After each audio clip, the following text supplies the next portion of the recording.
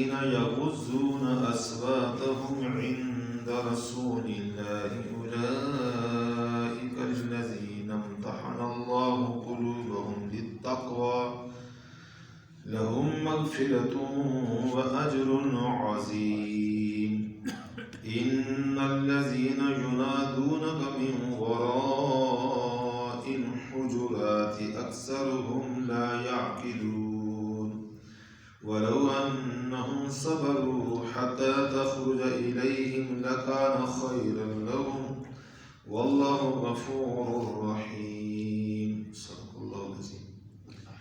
یقیناً جو لوگ اپنی آوازیں پست کرتے ہیں رسول اللہ صلی اللہ علیہ وسلم کے پاس، یہی لوگ ہیں جن کا اللہ نے امتحان لیا ہے ان کے دلوں کا تقوی کے عنوان سے۔ ان لوگوں کے لیے مغفرت ہے اور اجر عظیم ہے۔ پکی بات ہے جو لوگ آپ کو آوازیں دیتے ہیں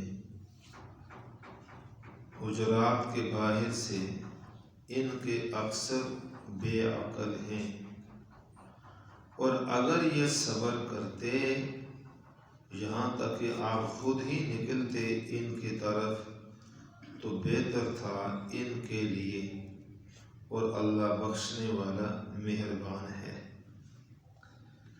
تو یہ سورہ حجرات ہے جو آداب معاشرت سکھا رہی ہے، اور اس آداب معاشرت میں سب سے پہلا مرتبہ اور سب سے پہلا حق اللہ کے رسول صلی اللہ علیہ وسلم کا ہے۔ اس لیے پہلے حضور کے آداب بتائے کہ امت کے لیے نبی کے ساتھ کس طرح کا تعلق ہونا چاہیے معاشرتی زندگی میں۔ تو پہلا ادب یہ بتایا تھا کہ اللہ اور اللہ کے رسول کے فیصلے سے، قول سے، حکم سے آگے پیر مت کرو۔ مجلس مشاورت شروع ہو تو حضور کے فیصلے سے پہلے کوئی اپنی فیصلہ کن رائے مت سناؤ۔ ایک تو یہ ہوا۔ علماء نے اس کا عموم لکھا ہے کہ حضور کی مجلس کا حکم تو یہ تھا، اب قیامت تک مراد یہ کہ حضور کے دین سے، حضور کی سنت سے پہلے اپنی طرف سے کوئی کام نہ کرو دین سمجھ کر۔ یہ اللہ اور اللہ کے رسول سے آگے نکل جانا ہے، یہ اللہ اور اللہ کے رسول سے آگے بڑھنا ہے۔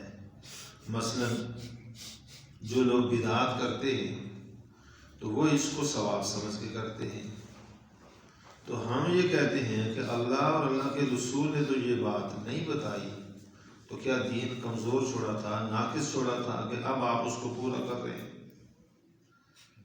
اللہ کے رسول صلی اللہ علیہ وسلم کے ہاں آذان شروع ہوئی کہاں سے؟ اللہ اکبر سے۔ اب وہاں سے تھوڑا پہلے اور کچھ پڑھ کر شروع کر دیں، تو یہ تو اللہ اور اللہ کے رسول کے حکم سے آگے بڑھنا ہوا، کچھ اور اضافہ لگا لیا۔ تو قیامت تک حضور صلی اللہ علیہ وسلم کے سنت عمل سے بڑھ کر اپنا کوئی عمل کرنا اور اس کو دین سمجھنا، یہ اللہ اور اللہ کے رسول سے آگے بڑھنا ہے۔ پہلا ادب یہ بتایا کہ یہ کام مت کرو۔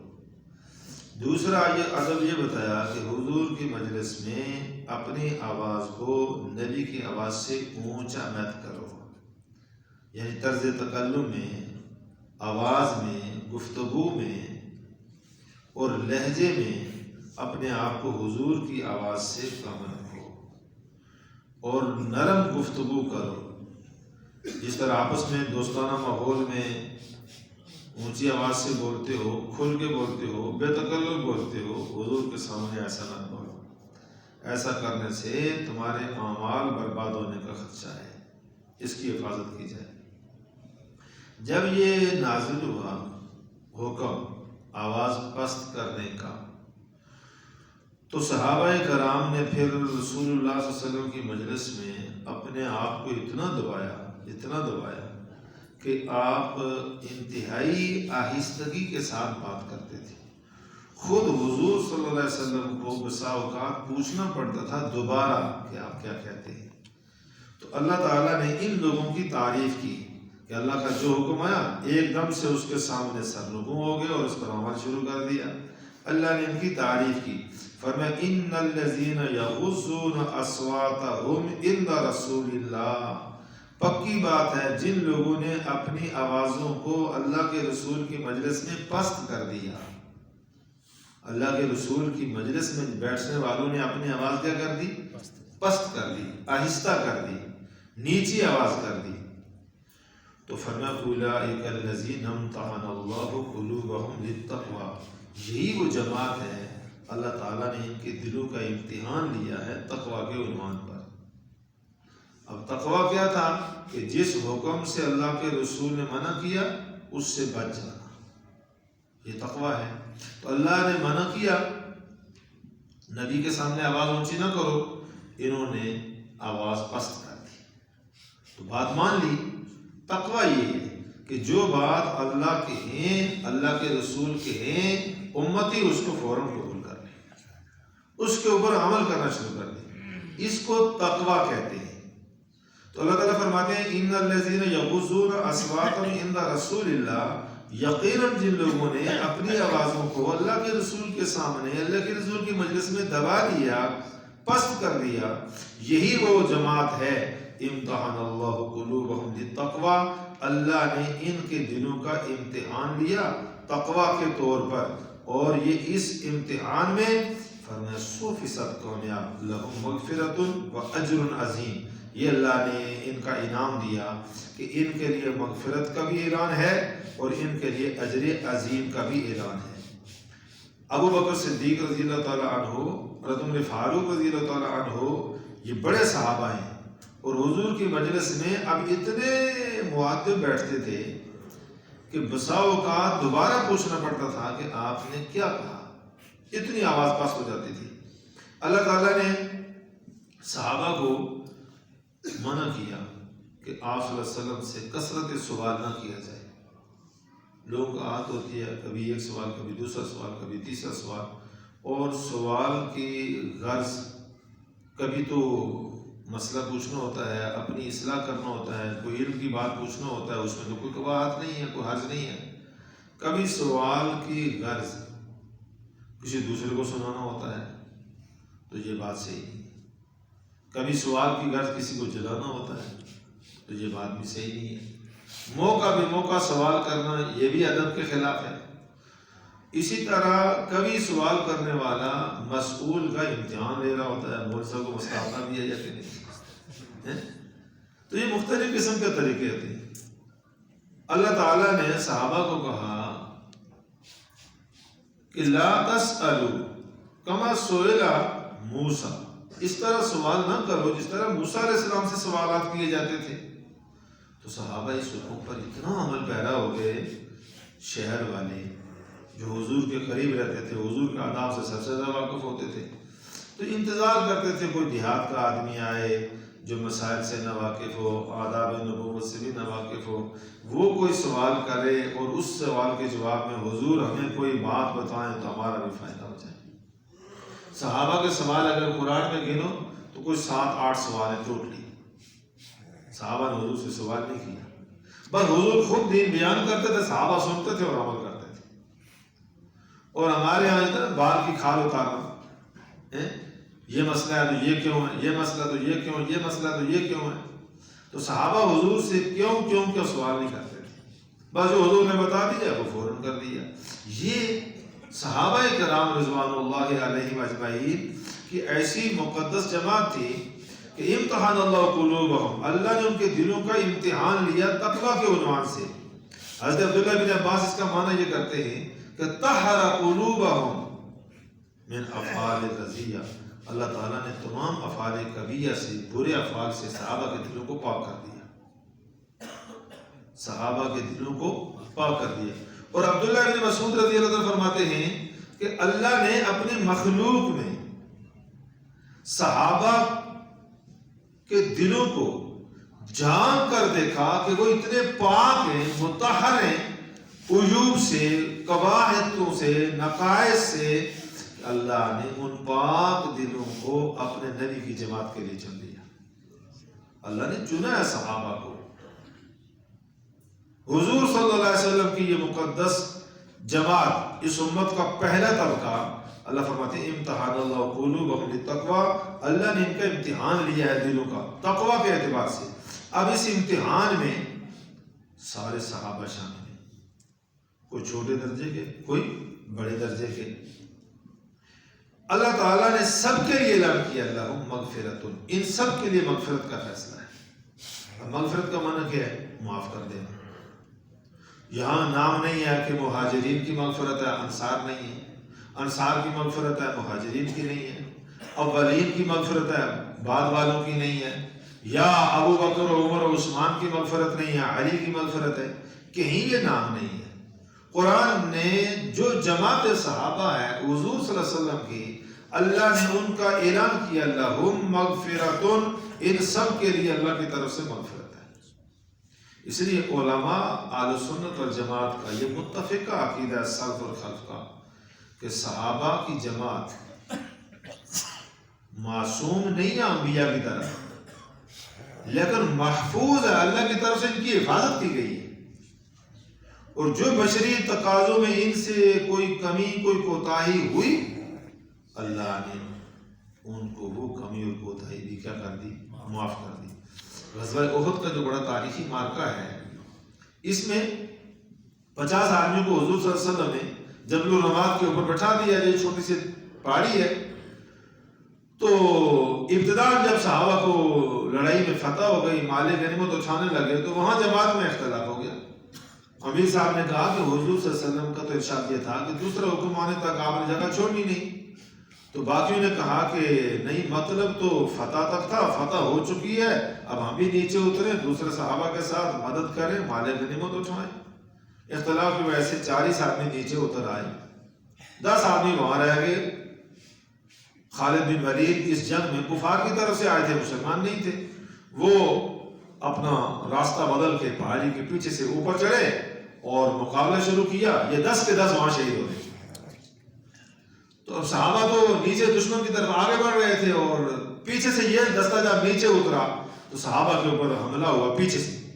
جب پیچھے سے حملہ ہوا تو پیچھے مڑ کے مقابلہ شروع کیا، تو آگے والے بھی پلٹ کے واپس آ گئے، صحابہ درمیان میں آ گئے۔ اب درمیان میں گھمسان کی لڑائی شروع ہو گئی، ادھر سے بھی ادھر سے بھی۔ اس لڑائی میں حضور صلی اللہ علیہ وسلم کے دندان مبارک شہید ہوئے، آپ کے جنگی خود جو سر کے اوپر تھا اس کا وہ ایک کڑی ٹوٹ کر ماتھے کے اوپر اتری، خوب بہنے لگا۔ حضور صلی اللہ علیہ وسلم پیچھے پہاڑی میں جا کر پناہ لی، اور جنگی نقشہ وقتی طور پہ کافروں نے جیت لیا، 70 کے قریب صحابہ شہید ہو گئے۔ تو کتنا بڑا نقصان ہوا اس اختلاف کی وجہ سے۔ اب بظاہر سارا نظرہ، سارا نقصان ان ساتھی کے اوپر لگنا تھا کہ انہوں نے اتنی بڑی قصور کیا، اتنا بڑا گناہ کیا، اتنی بڑی زیادتی کی ہے، اور ان کی وجہ سے اللہ کے رسول کو بھی تکلیف ہوئی، اور ان کی وجہ سے ہمارے اتنے ساتھی بھی شہید ہو گئے۔ تو آپ بتائیں، جنگی تدبیر کے اعتبار سے فوجی حضرات کہ ایسی غلطی کرنے والے فوجیوں کا کورٹ مارشل ہوتا ہے کہ نہیں؟ کورٹ مارشل ہو جاتا ہے، وہ تم کو سزا ہو جاتی ہے، تم نے جنرل صاحب کے حکم کی خلاف ورزی کیوں کی، تمہاری وجہ سے یہ ساری یونٹ ماری گئی، یہ سارا نقصان ہو گیا۔ تو آج کا انسان اگر اپنے ان سپاہیوں کو معاف نہیں کرتا تو ان کے عمل سے تو 70 صحابہ شہید ہو گئے، خود حضور صلی اللہ علیہ وسلم زخمی ہو گئے، لیکن آسمان والے نے کہا وَلَقَدْ عَفَا اللَّهُ عَنْهُمْ، قسم میں نے ان کو معاف کر دیا، قسم میں نے ان کو۔ اور پھر اللہ تعالیٰ نے جن سے یہ کمی ہوئی تھی براہ راست ان کو بھی کہا وَلَقَدْ عَفَا عَنْكُمْ، مجھے اپنی ذات کے قسم میں نے تم سب کو معاف کر دیا۔ اصل معاف کرنے کا حق اللہ کو ہے، تو جس کا حق تھا اس نے سب کو کیا کر دیا؟ معاف کر دیا۔ تو عام کسی کو تو اس طرح معافی کا اعلان نہیں ہو سکتا، عام کسی کو معاف کرنے کا اس طرح اختیار نہیں ہے۔ تو اللہ جل شانہ نے نبی کی اس جماعت کی اس کمی کو بھی کیا کر دیا؟ تو قرآن نے کہا صحابہ کی جماعت یہ عام ہماری جماعت تو جیسی نہیں ہے کہ جس کے اوپر آپ تنقید کریں، اعتراض کریں، جو مرضی کریں، یہ صحابہ کی جماعت ہے۔ اللہ فرماتے ہیں لہم مغفرۃ، میں نے ان کے تقوی کا امتحان لیا، نتیجہ ان کے لیے مغفرت کا اعلان ہے، وَأَجْرٌ عظیم، اور ان کے لیے اجر عظیم ہے۔ لہذا جو آدمی اصحاب رسول کی محبت اور اصحاب رسول کی اتباع کرنا چاہتا ہے تو وہ سب سے پہلے حضور کے صحابہ کی تعظیم کرے. اللہ تعالیٰ نے حضور کے صحابہ کی کمیوں کو بھی معاف کیا اور اللہ تعالیٰ نے یہاں اعلان کیا کہ میں نے صحابہ کے دلوں کا امتحان لیا اور پیپر تقویٰ ہے، میتھ نہیں ہے، انجینئرنگ نہیں ہے، کوئی دنیا کا مارکیٹنگ کا شعبہ نہیں ہے. اللہ نے جو پیپر رکھا ہے وہ کس کا؟ تقویٰ. کفر سے اجتناب، شرک سے اجتناب، بدعات سے اجتناب، حرام کاموں سے اجتناب اور مکروہات سے اجتناب، حتیٰ کہ مشتبہات سے اجتناب. رسول اللہ صلی اللہ علیہ وسلم کی ایک ایک سنت کے اوپر مر مٹنے کا جذبہ لے کر کھڑا ہونا، یہ عنوان ہے صحابہ کے امتحان کا. اللہ فرماتے ہیں سب 100% پاس ہے. لہم مغفرتن، سب کو مغفرت کا بھی اعلان ہے، وَأَجْرٌ عَظِيمٌ، اور سب کے لیے اجر عظیم بھی ہے. لہذا یہ ادب بتایا اللہ تعالیٰ نے کہ نبی کی مجلس میں جب تم موجود ہو تو نبی کی آواز سے اپنی آواز کو اونچا مت کرو، اور نبی کی مجلس میں اپنے ماحول کی دوستانہ بے تکلفانہ طرح طرح کا گفتگو کرنے کی طرح نبی کی مجلس میں گفتگو بھی نہ کرو. چنانچہ صحابہ نے اس پر 100% عمل کیا. دیکھو اللہ تعالیٰ نے کیا کہا، بڑی عجیب بات، کہ جہر بازی کو لبازی، جیسے آپس میں ایک دوسرے کے سامنے باتیں کرتے ہو اونچی آواز سے، اس طرح حضور کے پاس جب بیٹھے ہو تو اونچی آواز سے بات. تو یہ جو کہنا کہ حضور ہر جگہ موجود ہے، تو صحابہ جب آپس میں بیٹھے تو حضور تو ادھر بھی موجود ہے نا، پھر تو بولنا مطلقاً منع ہو گیا. پھر تو بولنا کیا ہو گیا؟ تو مطلقاً تو اللہ نے منع نہیں کیا. اللہ نے کہا جب اپنے ماحول میں بیٹھے اونچی آواز سے باتیں کرتے ہو کرتے رہو، اس لیے کہ وہاں حضور موجود ہے، اور حضور جہاں موجود ہے وہاں تم بیٹھے ہو، وہاں اونچی آواز سے بات ہے. لہذا یہ بات سمجھنے کی ہے. یہ جو آج بھی اس دور میں جہالت کی ڈگری اٹھائی اور یہ دعویٰ کرنا کہ حضور ہر جگہ کیا ہے موجود ہے، اور اگر حضور ہر جگہ موجود ہے تو پھر آپ سب سے بڑے گستاخ ہیں کہ آپ اتنے زور سے چیخیں چلائیں، نعت خوانی کریں، تقریریں پڑھیں، میوزک سنٹر، یہ ساری چیزیں چلائیں. یہ تو حضور صلی اللہ علیہ وسلم کی سب سے بڑی بے ادبی ہے. تو قرآن کریم نے یہ ادب بتایا ہے کہ جس مجلس میں میرا نبی موجود ہو وہاں اونچی آواز سے بات نہ کرو، اپنی آواز کو نبی کی آواز سے اونچا مت کرو. صحابہ نے اس پر عمل کیا اور اللہ نے پھر ان کی تعریف کی، ان الذین یغضون اصواتهم عند رسول اللہ، جنہوں نے اپنی آوازیں اللہ کے رسول کی مجلس میں پست کر دی ہیں، اولئک الذین امتحن اللہ قلوبہم، انہی لوگوں کے دل کا اللہ نے امتحان لیا تقویٰ کے عنوان پر. لہم مغفرۃ واجر عظیم، یہ سب کامیاب ہیں، ہماری طرف سے ان کو مغفرت کا بھی اعلان ہے اور ان کے لیے اجر عظیم بھی ہے. اللہ ہمیں صحابہ کی محبت بھی سمجھا دے اور اللہ ہمیں حضور کی اتباع اور حضور کے ادب بھی سمجھا دے. اللہ عمل کی توفیق عطا فرمائے. ربنا تقبل منا انک انت السمیع العلیم برحمتک یا ارحم الراحمین.